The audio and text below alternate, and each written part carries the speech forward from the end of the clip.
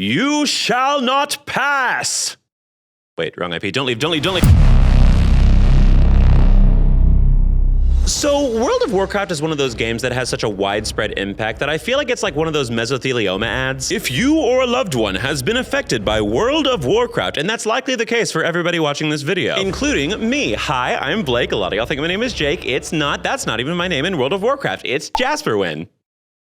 Yes, in hindsight, I'm aware it's a bit fruity. So World of Warcraft released on November 23rd, 2004 by Blizzard Entertainment. Yes, that Blizzard, we'll get into it, don't worry. The game tells the story of two rival factions, the Horde and the Alliance, and their constant struggle for power against each other and various forces of nature and deities. Players can pick various races and classes and go on to play in one of the world's biggest sandboxes, making friends, fighting bosses, and exploring the massive world of Azeroth. And its global impact truly cannot be overstated. Player numbers, celebrity commercials. It had a dedicated South Park episode. Looks like you're about to get pwned. And most importantly for this video, I started playing it in 2008 and would go on to continue playing it for over a decade. To this day, it is my most committed relationship I have ever been in. It's kind of an insane thing to say for a YouTuber who makes a lot of videos about video games, but there are so many gaming references from 2008 to 2018 that I simply do not get because I was too busy playing World of Warcraft. This was my game, which is why I am so excited to take on this video. I know it's slightly off-brand from my typical Nintendo and cozy style games that I cover, but I figured I'd follow YouTube's golden rule.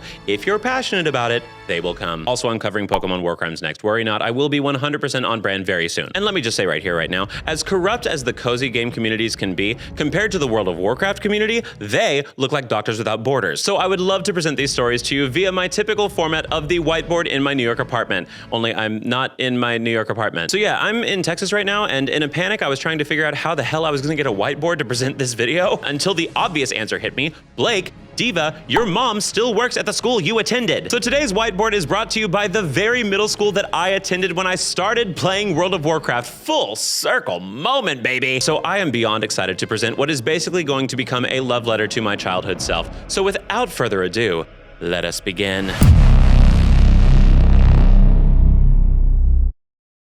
I mean, there was literally no way I could start with anything else. This is the WoW event. It has a Wikipedia entry. So I know it's like super obnoxious to be that World of Warcraft fan that says, WoW did it first, but you remember that global pandemic we had about 6 years ago? Yeah, WoW did it first. Also, quick warning, this is gonna be a little bit longer of a section because I have to explain some key details about World of Warcraft during it, but after that, all the stories following it will make a lot more sense. So it's September 13th of 2005, and World of Warcraft is really starting to get its footing as a juggernaut in the online gaming space. And on this day, Blizzard released patch 1.7.0, Rise of the Blood God. Period, Howard. I'm sure you know what I'm talking about. Administration joke on the first story. Strong start, Jennings. Strong start. Well, with this patch came an iconic new raid called Zul'Gurub. Now, raids are kind of like massive dungeons, but for groups of 10 to 40 people to fight really hard bosses in an attempt to get the best gear in the game. For many, this is the ultimate selling point of World of Warcraft. Now, Zul'Gurub is a 20-player raid where you and your comrades battle through an ancient troll city to eventually fight the blood god of Gurubashi, Hakar the Soulflare. If I had ever said any of those words out loud when I was attending this school, I would have had a timeshare in one of these lockers. Now, Hakar has this ability to put a debuff on a player, basically an illness, just roll with me here, called Corrupted Blood. And Corrupted Blood, sorry to go full turbo nerd on you here, but like it's a World of Warcraft video, are we really shocked? Would cause 263 to 337 damage every 2 seconds for a maximum of 10 seconds,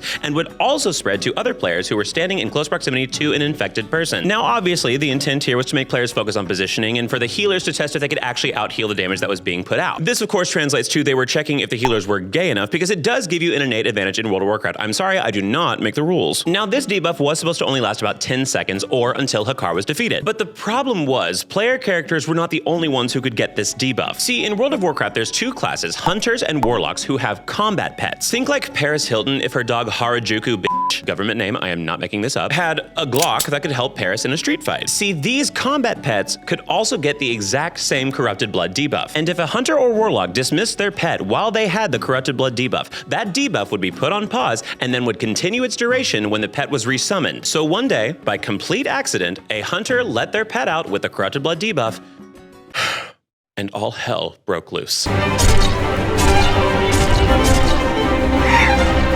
See, World of Warcraft is only around a year old at this point, but it was still extremely popular at this point. So in major cities on popular servers, there was no way you would not be around at least 5 other characters at any given moment. And this debuff came from a final boss in a raid intended for max level characters that had just come out. Most people didn't know what this debuff did or why it was damaging them. And famously, World of Warcraft players at the time were still very new to MMO mechanics. You'll find out more examples of this later. So naturally, when they saw their character start to take damage out of nowhere, they panicked and ran and started to spread the debuff even further. And keep in mind, this debuff would kill a max level character with great gear in around 30 seconds. So a new player just walking into a major city for the first time, all bright-eyed and bushy-tailed, was killed instantly. That's right, 12-year-old Billy, this is a man's game, grow the f*** up. But where this debuff really hit its pinnacle was when people made the unfortunate discovery that Corrupted Blood could also affect non-player characters, aka NPCs. And in World of Warcraft, NPCs either evade damage or heal it back so fast that they can't die, because most of them provide a good or a service to players that if they could not provide it because they were dead, it would break the game. So what really kept Corrupted Blood alive in major cities is that clusters of NPCs would start handing it off to each other and being immortal, so it became a veritable hot zone for any players walking by that would catch the debuff. The major cities were basically becoming Puerto Vallarta, Mexico in 2021 when gays over COVID decided they didn't care if they spread or caught the virus anymore. Unfortunately, with gay rights, you do occasionally also get gay wrongs. So before long, Corrupted Blood was everywhere. It only took a few hours for every major city and every major server to be absolutely infested with it. Corrupted Blood was the new it girl, baby. Corpses were everywhere in the city, often being described as the streets being paved with bones. And dying cost you 10% of your armor's endurance every time you resurrected, so people were going broke for this trying to repair it. And the economy was tanking because half of the auctioneers at any given moment had the disease. And sooner than anyone could have guessed, players started finding their respective roles during this global catastrophe. Healers started to create designated sections in cities where they could heal players through the disease or resurrect players who had died. Players without the disease were being quarantined in an attempt to get the diseased players to die out as a hard reset. Snake oil salesmen would claim that they had amulets that protected against the disease. Girl boss. Low-level characters would stand outside towns to warn others not to go in. Some players ran off to level in less populated wilderness areas. Similar, of course, to the rich families in the Upper East Side that fled to upstate New York during COVID. And the worst of them all you can probably predict, but I'll help you out. See, we have a popular game with thousands of people playing it at the same time who, unfortunately in this situation,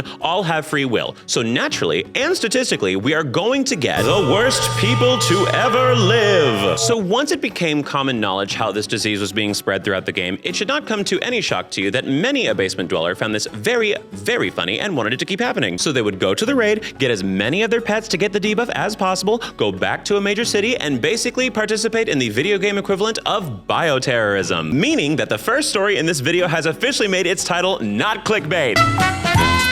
Now, looking at this through a 2026 lens, it's really not that big of a deal. Obviously, it's gonna get patched and fixed, so you might as well have fun while it's happening, you know? But in 2005, the general public was not that well acquainted with internet culture, and we also live in a much more irony-pilled zeitgeist than we did 20 years ago. So trolling back in 2005 was less frequent and much more personal. And the thing is, people at the time genuinely thought this was going to be the end of World of Warcraft. The game had only been out for a year. For most people, this was their first MMO. They didn't know if it could be fixed. They thought they were in a sandbox that had been irreparably pissed in. So with all of that context, I can confidently say that these people were assholes. Funny assholes, but assholes nonetheless. And I'm not alone in saying this. Back in the day on the WoW forums, people were comparing these griefers to Typhoid Mary, bioterrorism queen. So it just kept getting worse. The game was becoming unplayable. How were the developers going to fix this? That's the best part. They literally couldn't. After a week of trying out solutions like quarantining players and soft resetting servers, they eventually had to do a hard reset back to the moment in the game right before Corrupted Blood was introduced. And then 2 weeks later, on October 8th, Blizzard introduced patch 1.8.0, which made pets immune to the Corrupted Blood debuff. So the 3 weeks of hell was over, but good God, did it leave a lasting impression. The Corrupted Blood event is frequently cited in academic papers, epidemiological studies, and articles as a textbook case for modeling human behavior during a pandemic. Because this is one of the rare situations where they got to study actual human reaction to a situation like this instead of models in a simulation. And did this help to better prepare epidemiologists in a situation like, I don't know, COVID 15 years later? Probably, but it didn't matter because you didn't listen. So congratulations, people who refused to stay in their house in 2020. You are no better than the level 12 rogue who started flailing the second they took damage and killed 6 other people in the process. The event was even referenced in other games such as Star Wars The Old Republic and in future expansions of World of Warcraft. Right before their Wrath of the Lich King expansion in a pre-patch, they added a disease similar to Corrupted Blood, but this time players would become zombies and could spread it to other players. I thoroughly remember this pre-patch because when I participated and turned some bitch-ass mage into a zombie, they tried to report me and get my account banned. So hopefully, Mage, you ended up being a big enough World of Warcraft fan that you would inevitably end up watching this video, so I can say on my platform for everyone to see right here, buddy, right here. So now that we're done with our first video, I'd like to go back to a fun little minigame I like to do between the stories to spice things up, you know? And I do believe we have found a viewer favorite, so I am bringing back to the stage the Graphterlife. And the Graphterlife, of course, was made to find out where each of the participating members in these stories would go should they meet their demise. Starting off on our y-axis, we of course have it ranging from heaven to hell, a Catholic standard. And on the x-axis, we of course have it going from camp to dead serious. But who are our examples today? Well, starting off in camp, we of course have Glee, specifically the Gaga episode. This episode of Glee was happening around the same time of World of Warcraft's peak popularity, so I figured it's kind of apropos, you know? Plus, I just love Glee. I love Glee so very, very much. It's so stupid and I love it with every inch of my body. And for dead serious, we have don't make any unnecessary journeys. Don't make unnecessary journeys. Don't take risks on treacherous roads. And don't swim in the sea. I mean, self-explanatory, that diva meant business. So solidifying what our options are, we have Camp Heaven, Camp Hell, Dead Serious Heaven, and Dead Serious Hell. And starting off with our first story, we have a tasteful Camp Hell. I'm sorry, it was funny. I know it was devastating, whatever. It was funny. Now, the Corrupted Blood event may have caused a lot of people to drop dead, but you know what's drop dead gorgeous? This outfit, diva. Ooh. Ooh, this video is sponsored by Fabletics, by the way. Oh, sorry, didn't see you there. I was too busy strutting my tuchus off in this new outfit from the sponsor of this video, Fabletics. Fabletics is a clothing brand with quality products that are made to move and built to keep up. These products are built for wherever your day may go. Whether that's at the gym in their breathable, quick, dry shorts, a comfy day in their warm sweats, a quick little fashion show by the pool, or to a nice dinner in their super comfortable day wear. Personally, as of a few weeks ago, I've been trying to get into better shape, as you can tell by the fact that I'm filming this on a walking pad as we speak, but I've also been using that walking pad during my streams lately, and guess what I've been wearing? I have loved wearing the clothes that Fabletics sent me because I love how light they feel when I'm working out, how comfortable they feel when I want to dress up a little bit like in this very video, or if I want to just lounge around the house. And a personal favorite of mine is the lining in their athletic shorts. Not only does it keep me from chafing when I walk for really long periods of time, but it also keeps everything hidden. And how can I prove that? Well, I'm literally wearing red underwear under these shorts right now. Now that's fab. And you can be fab too, and at a discount. New VIP members get 70 to 80% off their first order. So what are you waiting for? Sign up now with the link in my description and get moving in your cute new outfit, diva. Thank you so much to Fabletics for sponsoring this video and for giving me a brand new wardrobe. Now let's get back to it. Now we've talked a lot about corrupted blood, but you know what's worse than corrupted blood? That's right, corrupted people. Oh, that is such a good transition, Blake. You're gonna get a Pulitzer.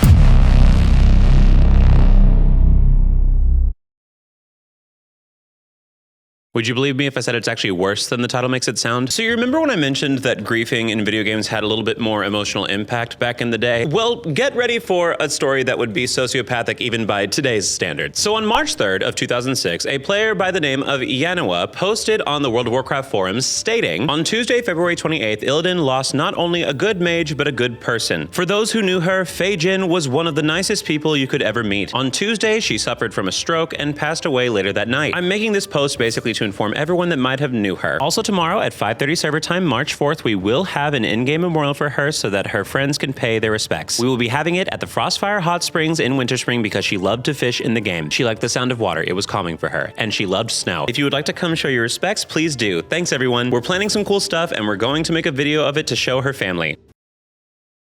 If you know the rest of this story, that last sentence really hurts. So naturally, plenty of people attended this funeral, lining up in an orderly fashion and paying their respects to Fei Jin when it was their turn. A very beautiful moment, and frankly, extremely out of character for the average World of Warcraft player. But what followed was a moment that was extremely in character for the average World of Warcraft player. Because what I have neglected to tell you up to this point is that Illidan is a PvP server. And Yanoa knew this too, which is why at the end of their post, they say, so I would appreciate it if nobody comes to mess things up. And beloved viewers, I hate to tell you that that last sentence was unfortunately the Chekhov's gun of this story, because an opposing guild on the opposite faction named Serenity Now took it upon themselves to devise a plan to make this funeral, frankly, anything but serene. Now here I should probably explain, I'm sorry, there is a lot of terminology to explain about World of Warcraft. It's like a whole thing, you know? A guild is basically a long-standing group of people that share a common goal in World of Warcraft. Usually that goal is to have a solidified raid group to take on bosses every single week, but for this story, just think of it as like a massive club. See, at this time, Serenity Now was already a notorious guild. They had a 5-man one-man group that, by their own admission,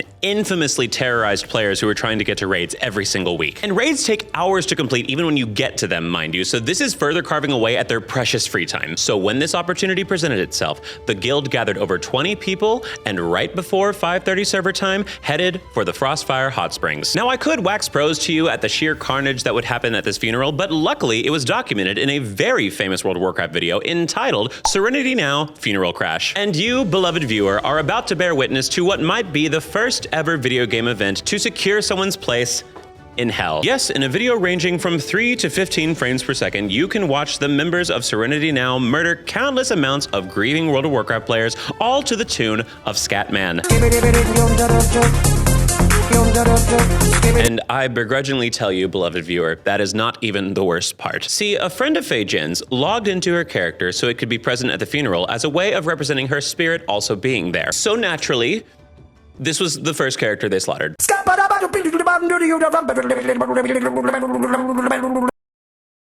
Listen, I'm not saying it's not funny, I'm just saying it's really bad, okay? Once again, I tell you, by early internet standards, when most people didn't realize how bad strangers online could be, this was alert the church elders levels of blasphemy. But also, I guess no one should be shocked because at the very beginning of the video, we find out it is from Women Shouldn't Vote Productions.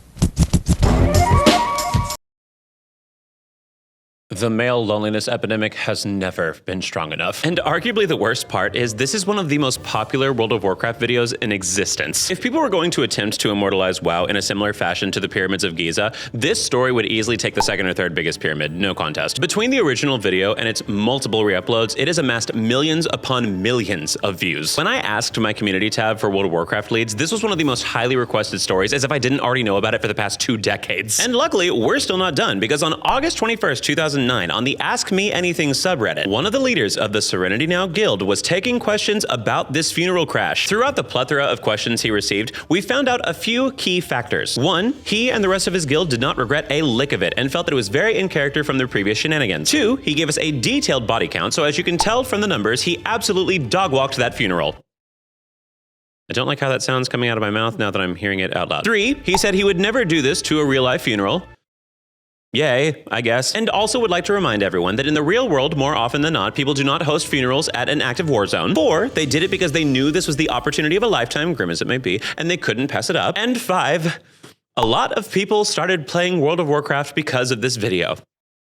I cannot emphasize enough how irreparably warped the average World of Warcraft player is. And listen, at the end of the day, putting together a funeral for your friend is beautiful enough. I'm sure her spirit was touched regardless of the brutal outcome. So to anyone watching this, if you ever feel guilty that you took a piece of gear that somebody else wanted, or you steal a kill from a friend, just remember this. At least you didn't kill a bunch of people at a funeral and then double down about how fun it was. Yeah, it was bad. Now, I'm sure a few of you were probably thinking during this story, wow, hosting a funeral for a real person in a game? Sounds like they invest way too much into World of Warcraft. So you're about to find out why this story was tame, actually. So in my last War Crimes video about The Sims, I decided to add in a few minigames to kind of mix it up a little bit, you know? One of which being the Abby Lee Miller style pyramid to rank the worst Sims packs. And that did seem to be a hit if I do say so myself. So seeing as I am both 1, a big sellout, and 2, an even bigger Dance Moms fan, I figure why not bring it back, baby? So you know how I mentioned that World of Warcraft is a very well-known game? I probably should have mentioned one of the main reasons that it's so well known. Because obviously it's recognized because it's played by a bunch of people, but it's also recognized for a much darker reason. See, World of Warcraft has a bit of a reputation for, how do I put this lightly, ruining lives to an unprecedented level. My mom even knew about this. I had to beg her for 2 years to let me play this game. And luckily, I had 2 very involved parents, shout out to Queen Donna, but had they not been on my case so hard, I guarantee I would be nowhere near where I am now because that game was so fun. So with that introduction out of the way, I welcome you to the pyramid of increasingly sad and unsettling World of Warcraft addiction stories. Now we'll start at the bottom with our more positive and funny stories, and ending at the top with our story that I guarantee will probably make you look into the mirror and question what humanity is all about. But I guess it wouldn't be a good deep dive if it didn't make you do that at least a little, right? Starting at the bottom, we have World of Warcraft helps Game of Thrones star escape drug addiction. Christian Nairn, the actor that plays Hodor in Game of Thrones, wrote a book entitled Beyond the Throne: Epic Journeys, Enduring Friendships, and Surprising Tales. And in this book, he recounts how World of Warcraft was so all-encompassing that it literally helped him overcome a drug addiction. After a particularly bad experience with narcotics, Nairn went into Ireland's Mourne Mountains and played World of Warcraft, quote, from dawn till dusk while he detoxed. He claims he's in a better place now because the game has changed a lot in the sense that you don't have to give up your entire life to experience everything, but he does claim that at the time, this level of commitment was exactly what he needed. So this one ended well, but let me reiterate to get my point across.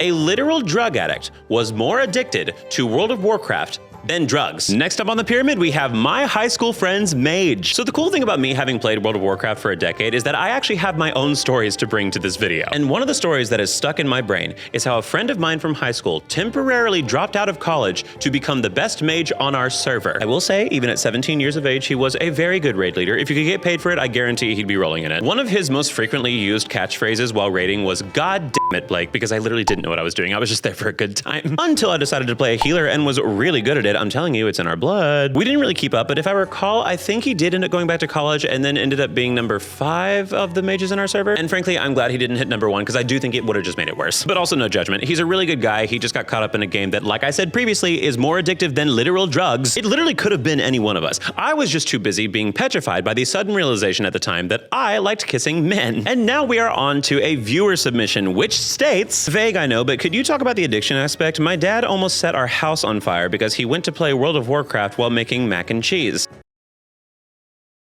Self-explanatory, moving on. I hope your dad's all right, buddy. And up next on our pyramid, we have the WoW affair. And once again, we have a story that I get to tell from firsthand experience, so buckle up. So I've already explained to you my friend that tried to be the best mage on our server. Well, before he was a raid leader, we had a different raid leader. He was a warrior, I believe in his 40s, and he spoke in a very blunt, deadpan manner. So as you can imagine, 16-year-old me was terrified of him. I spoke in an entire one time on voice chat during a raid where I asked a question about an upcoming boss. And that warrior responded in a way to make me feel stupid, and I never spoke again. I always claimed that my mic was broken. There was also another member in this guild who was a mage, and get this, a woman. Well, the warrior had a soft side, specifically when talking to this mage who had a husband and kids. And while this sweet diva was so kind to me and everybody else in the guild, I would be lying if I didn't say she was at least a little bit flattered by the soft side of the warrior. And to make a long story short, I, at the ripe age of 15, was watching an emotional affair occur right before my very eyes as I was trying to attack a dragon for a small chance at slightly better gear for my hunter. Now, the rest of the details are a little hazy because I stopped playing as much when I went to college,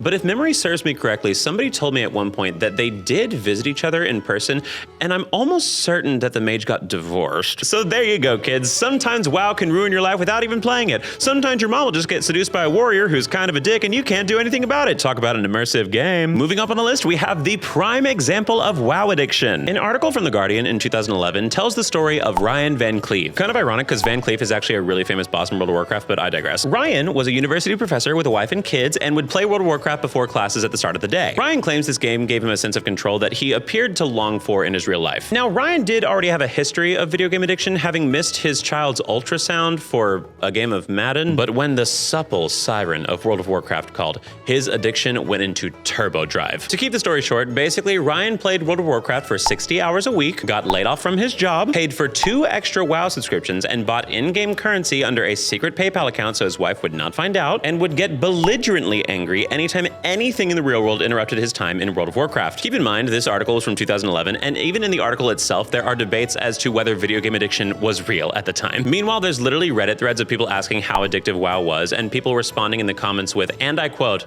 "Have you tried heroin?" And what finally got Ryan to fight against his WoW addiction was standing on a bridge in New Year's of 2007 and considering pulling a Javert in Les Mis. That night, Ryan went home and deleted World of Warcraft and never played it again, eventually getting a new job and rebuilding his relationship with his family, who at this point literally hated him. So all's well that ends well, but dear God, viewers watching this, please never let it get to this. And at the top of the pyramid, we have what I like to call the WoW arrest. So right before World of Warcraft was going to get its first expansion, the Burning Crusade, players could participate in the final raid of the base game, Naxxramas. And this raid at the time was notoriously difficult. The majority of players never saw the end of it before the next expansion. And while I was doing doing research on WoW addiction, a certain Reddit post asking for almost the exact same thing crossed my path. And in that thread by a now deleted user, they claim that during an Axramis raid, a former guildmate got so frustrated that they kept losing that he started punching the walls, ripped the monitor off his computer, and threw it out of a 2-story apartment building and had the cops called on him by his understandably terrified wife. Now here's the best and worst part. Removing a monitor from a computer does not take away the computer's capabilities. So you guessed it, his mic was still hot, meaning that his guild heard everything, including what would eventually turn into domestic violence. And allegedly, the cops show up, he claims that he is going to end his life, and he gets put into a psych ward with a divorce on the way. And unsurprisingly, the guild inevitably disbands, but I feel like that's a smaller blow here. So what did the Redditor have to say after all of this? I hated him because he claimed bear tanks were garbage, even though I tanked all of MC and ZG with no issues, so f him, but even I felt sorry for him and his wife. Unfortunately, I do have to respect this level of pettiness, what can I say? I'm gonna go very serious slight hell. For a lot of these people, this was just a bad circumstance, except for the ones that knew what they did. So while a lot of people in this pyramid had to deal with their inner demons, what about the players in the game that had to deal with outer demons, particularly ones that are 60 feet tall and kind of a hear me out? So in the land of Azeroth, there is an area known as the Tainted Scar. I'm sure there's an STD joke somewhere in there, but out of respect for my beloved viewers, I'm going to show discretion. And in the base game of World of Warcraft in 2005, there was a world boss that would roam the Tainted Scar known as Lord Kazak. Now, Kazak holds some important loot that can help max level players become as powerful as they can be. And with good loot comes higher boss difficulty, because Lord Kazak was considered a raid difficulty level boss, only it was out in the open world roaming around, so in theory, it could attack anybody that crosses its gaze. Now, I might be giving him a little bit too much credit. The fight itself is not very difficult if you're max level and bringing a sizable group, but in theory, if you were, say, a level 5 warrior and you were starting out in a major city like Stormwind, for example, where you're supposed to be safe from any harm, you would get, what's the professional term for it? F***ing steamrolled. Now, luckily, the Tainted Scar is miles away from Stormwind, so a situation like that would simply never happen.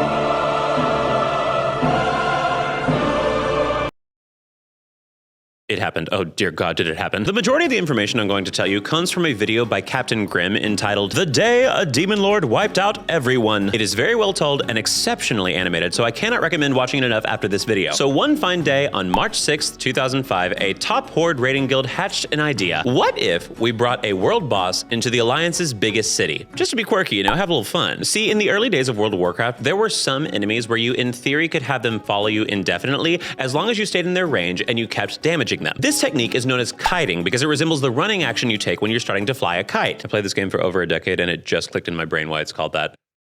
I like to claim I'm smart, but I'm also pretty stupid, you know what I mean? At the time, there were only 3 world bosses in the game, so they picked Lord Kazak because he was by far the easiest to bring to Stormwind. So they attacked Kazak and slowly but surely kited him through the Badlands, then Swamp of Sorrows, then Deadwind Pass, then Duskwood, into the Elwynn Forest where Stormwind resided. Also keep in mind, most of the zones that they went through were leveling zones for newer players. So imagine the surprise of people who up until this point had mostly been fighting variations on boars and wolves to see this running past their screen.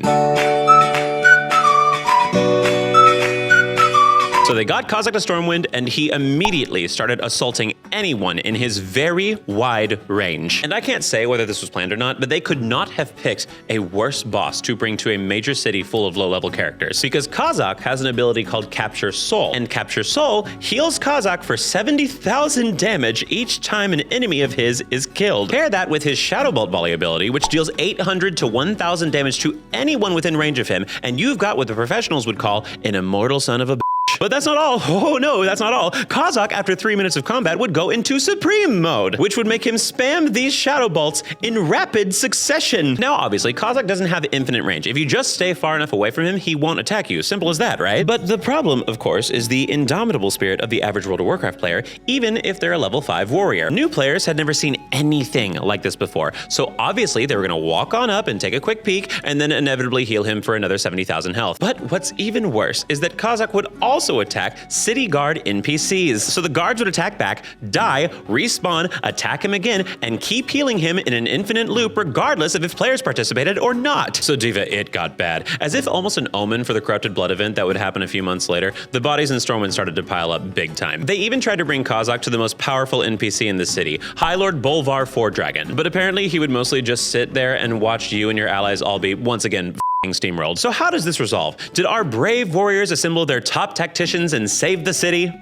Absolutely not. Do you know how bad the average World of Warcraft player was in 2005? No, eventually Blizzard just had to send in a game master and reset the entire server. But the story does not end there, because I neglected to mention that the majority of players that experienced this traumatizing event that killed hundreds of players thought it was f***ing awesome. So almost immediately, everyone started doing it again, to the point where Blizzard had to add into patch 1.12 a maximum following distance for every world boss in the game. But to their credit, Blizzard was aware how much people loved this event, eventually adding similar ones in future patches. One of which being almost a direct homage to the day Kazakh invaded Stormwind. Now that is just good old-fashioned fun, and as an avid WoW veteran, anything that kills a noob is a good thing in my book. Now let me just say, this story did not shock me in the least. You brought a pecked-out lord to a party and everybody had a great time. Surprise! And speaking of lustful frivolity, God, I'm getting good at this.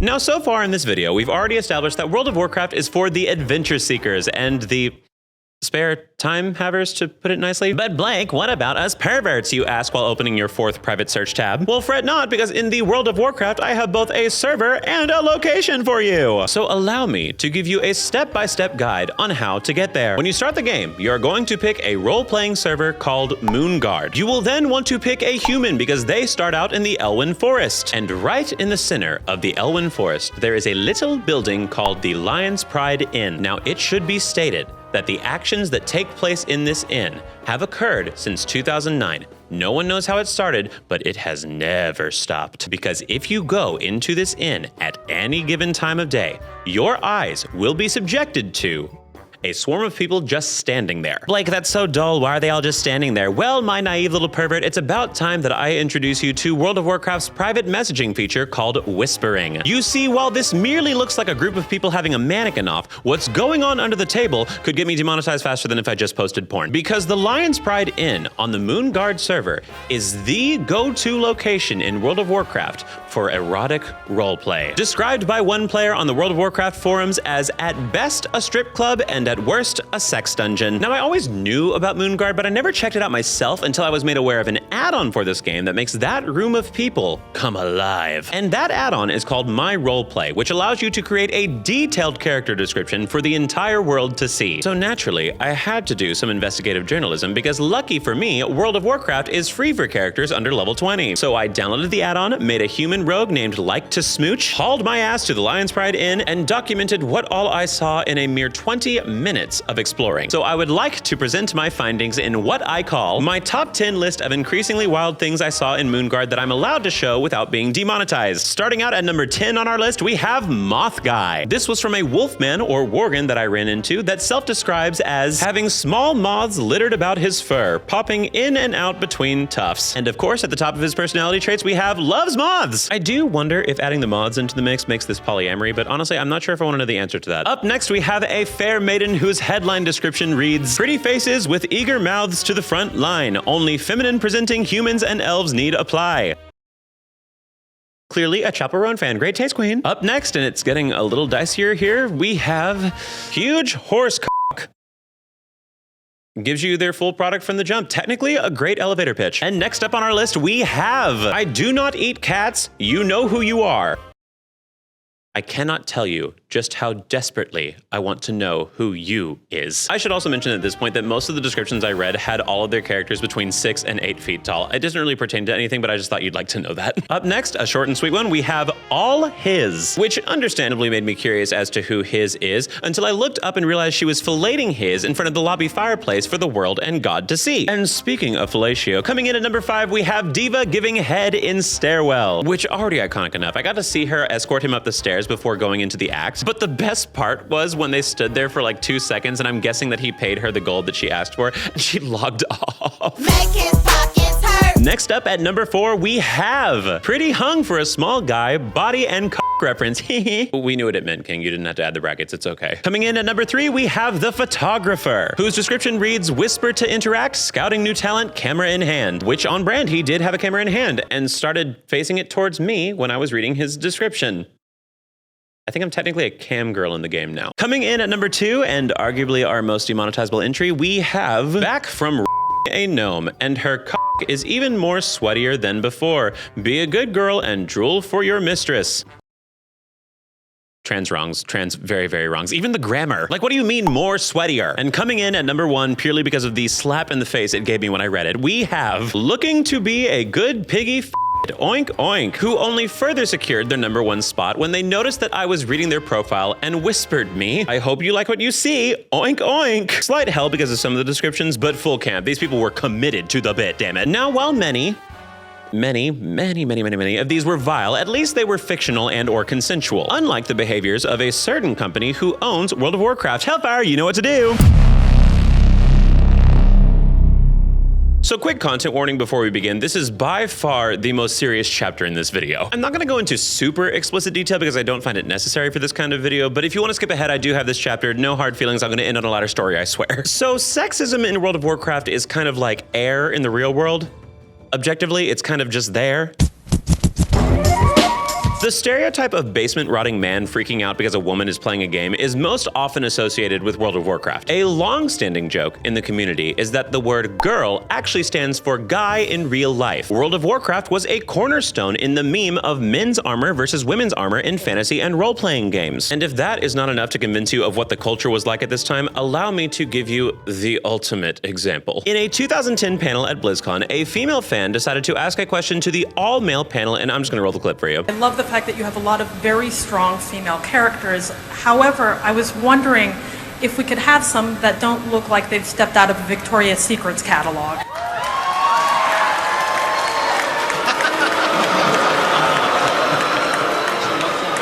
Wait. Which catalog would you like them to step out of? We feel you, and we want to vary our female characters, absolutely. So, yeah, we'll pick different catalogs.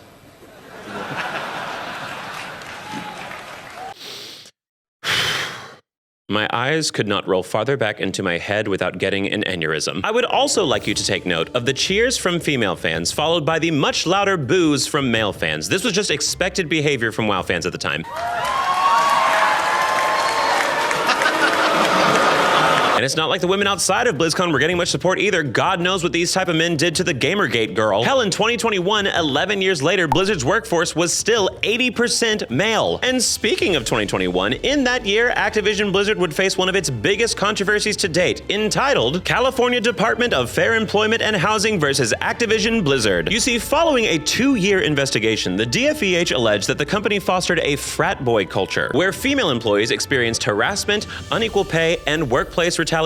And would you like some specific examples? Fantastic, because the DFEH brought some receipts. Some of the workplace atrocities include male employees playing video games during work hours while delegating their job to women employees, engaging in sexual banter and making advances toward female colleagues, and joking about prominent executives and creators at the company allegedly engaging in blatant sexual harassment without repercussions. Cube crawls where male employees went from cubicle to cubicle, drinking heavily and making inappropriate advances towards female employees. Nicknaming an employee's suite they used during BlizzCon the Cosby Suite. A woman employee reportedly ending her life after employees shared nude photos of her at a company holiday party. The Human Resources Department allegedly not keeping reports of sexual harassment confidential, leading to victims being denied promotions and being first in line for layoffs. Women of color being paid less. Women being denied promotions for fear from executives that they might get pregnant. And being kicked out of lactation rooms by male colleagues who wanted to meet in the room. So naturally, after this news surfaced, a wave of WoW fans started to cancel their subscriptions in retaliation. So how does this resolve? Well, on December 15th, 2023, Activision Blizzard came to a settlement to the tune of approximately $54 million to settle claims of gender discrimination. They would also bring in outside consultants to help with the pay and promotion processes for women that remained at the company. And in, you guessed it, another federal lawsuit, the company also paid $18 million to resolve allegations of sexual harassment, pregnancy discrimination, and retaliation. Blizzard would also go on to be acquired by Microsoft, and during this transition, the CEO, Bobby Kotick, would resign. Which, let me tell you, there were plenty of people thrilled by this information, including somebody in my comments from my community tab who said, "Put Bobby Kotick in the Hague." Now, most of the people named in this lawsuit, including some that were on this very panel, did end up leaving the company, but unfortunately there was never any massive upheaval. But worry not, Blizzard did learn their lesson and let us know quite publicly. Before the settlement, Blizzard also, in an act that I can only describe as the pinnacle of altruism, decided to change all the paintings in the game with scantily clad women into fruit. But they also kept in the game the model that one of the paintings was inspired by. I hate to generalize generalize, but that is one of the most Madden enthusiast man resolutions they could have possibly come up with. So what have we learned from this section? I think the moral is that if you notice one of your coworkers calling their hotel room the Cosby Suite, call the cops. Serious hell, moving on, serious hell. Now, as you can tell, we've had some pretty polarizing stories, and luckily we have one more remaining. But before we do that, as is tradition, I would love to go through a lightning round of shorter stories that did not make the cut but are still worthy of note. So without further ado, let's ride. Starting off, we have the PETA seal clubbing protest. In 2009, PETA hosted an event in WoW in order to protest Canada's excessive seal clubbing. In this event, they would gather a bunch of people and continuously kill horde NPCs that were constantly attacking seals. I mean, I guess their hearts were in the right place, but also I feel like they could have used their time more productively, especially considering you had to be level 70 to go to the event. Next up, we have anal in group chat. Basically, in WoW, there is a long-standing tradition in chat to put the word anal before an item or move that matches it well. Things like anal torment, anal shatter, anal exhilaration, anal backdoor job, anal consumption, anal tower plower. Remember, straight guys, it's not gay if you laugh about it. Next up on our list, we have Leroy Jenkins. This is easily the most popular meme to ever come from World of Warcraft. Basically, it's a YouTube video of a warrior in a raid that's about to get started, and they are planning how they are going to go about fighting the next room. And then Leroy runs in screaming, "All right, chums up. Ready, guys? Let's do this. Leroy Jenkins!" Oh my god, he just ran in. And disrupts the entire raid, and finishes with an apology saying, "Leroy, you were just stupid as hell." At least I have chicken. Although the crime of this is that we found out later that it was completely staged. You really think someone would do that? Just go on the internet and tell lies? Listen, I still love the video, but how dare you play with my gullible 15-year-old brain? Next up is Steve Bannon owned a World of Warcraft gold farming business. Yes, before Steve Bannon became the monster he is today, look it up, he was a monster in a much different way because he would make his money by illegally selling gold in World of Warcraft. And if you know anything about gold farming in World of Warcraft, you know usually the practices are not very ethically done. Cannot tell you how exciting it feels to put Steve Bannon in hell. Ugh, such a good day for me. Next up is League of Legends. So the game Dota originally started as a mod from Warcraft 3, and League of Legends was inspired by Dota, therefore vicariously, League of Legends happened because of Warcraft. And serious hell you go.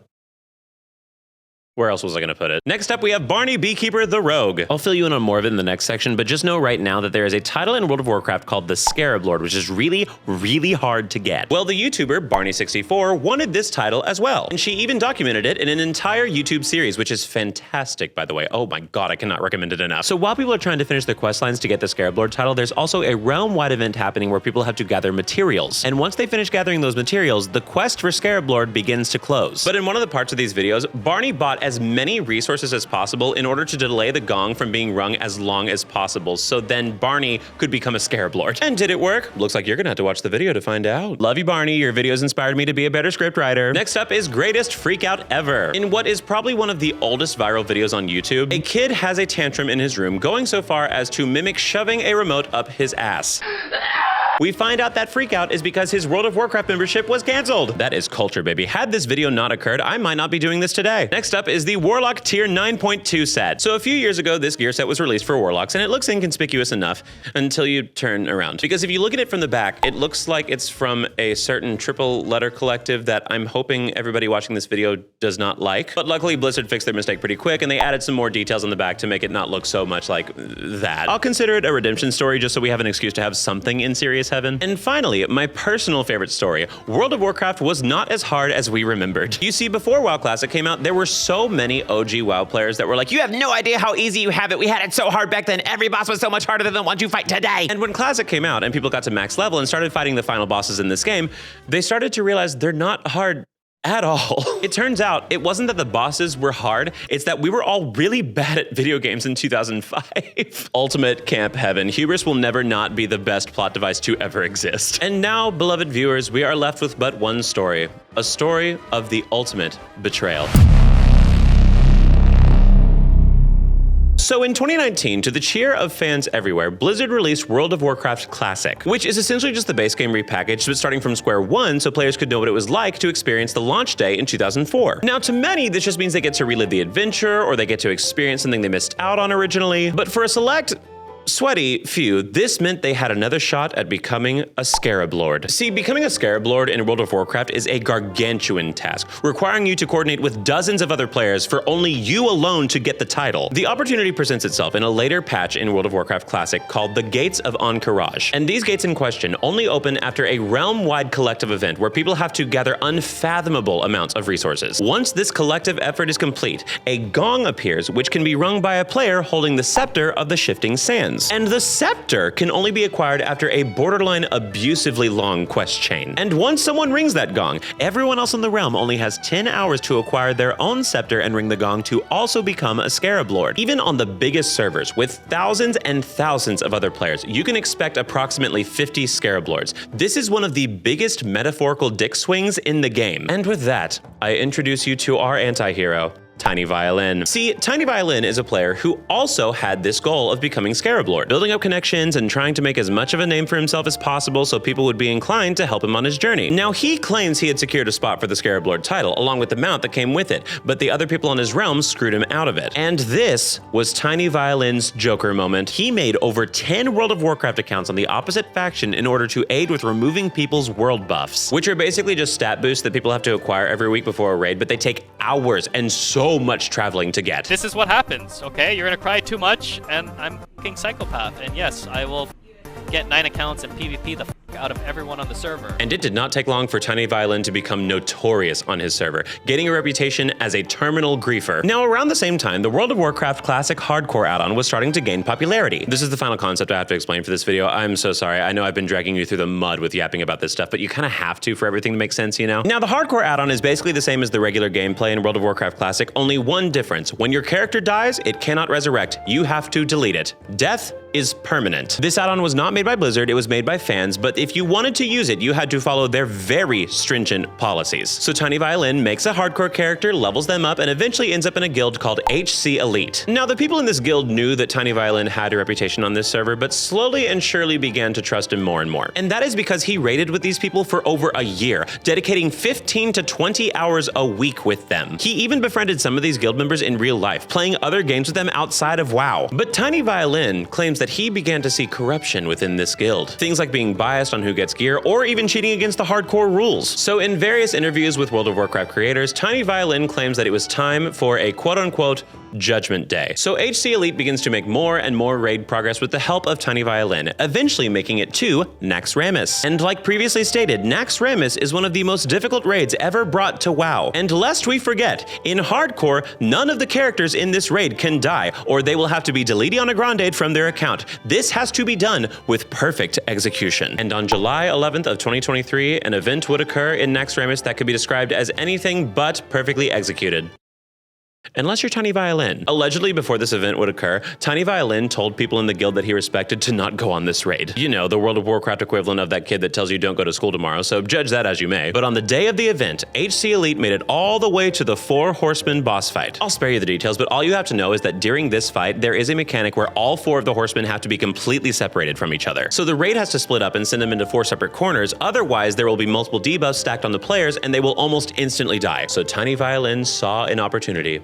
And dear God, Diva, did he take it. He drags one horseman over to another, and just like that, the bomb went off. On that infamous day, TinyViolin purposefully had 35 people lose their characters, each character having over 1,000 hours invested into them. Oh, fuck, is that the wrong corner? Did you just do that? Oh, And because this happened in 2023, this story almost immediately spread like wildfire. People were calling TinyViolin the Osama bin Laden of the hardcore community, making that the second time Osama bin Laden's been brought up in one of my war crime videos, but I guess that makes sense. Now, funny enough, for a few of the deceased guild members, this was honestly a relief. They had sunk so many hours into this game that for a few of them, it felt like their chains had finally been broken. This game definitely has the potential to be a very abusive relationship, but I think you kind of figured that out by now from what we've already talked about in this video. But some guild members, lucky enough, had their deaths appealed from the people that run this add-on in their Discord, which was all well and good until people started to put 2 and 2 together that a lot of the members of the appeals committee were people that were in the raid that got wiped out. So a lot of people were understandably super pissed because there were a lot of appeals in the past that had been turned down that were arguably more understandable than this. And allegedly, people from that guild that streamed that also had their deaths appealed would ban anybody that ever mentioned the event in their chat. So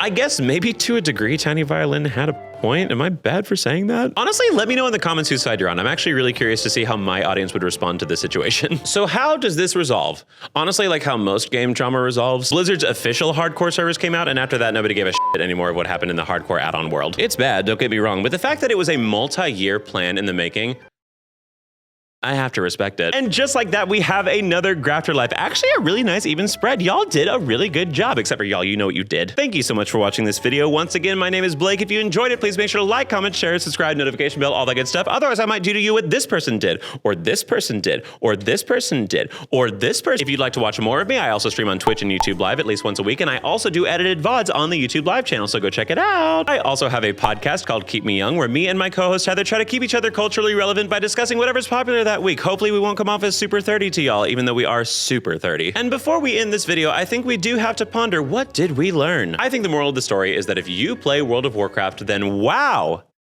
you're going to hell.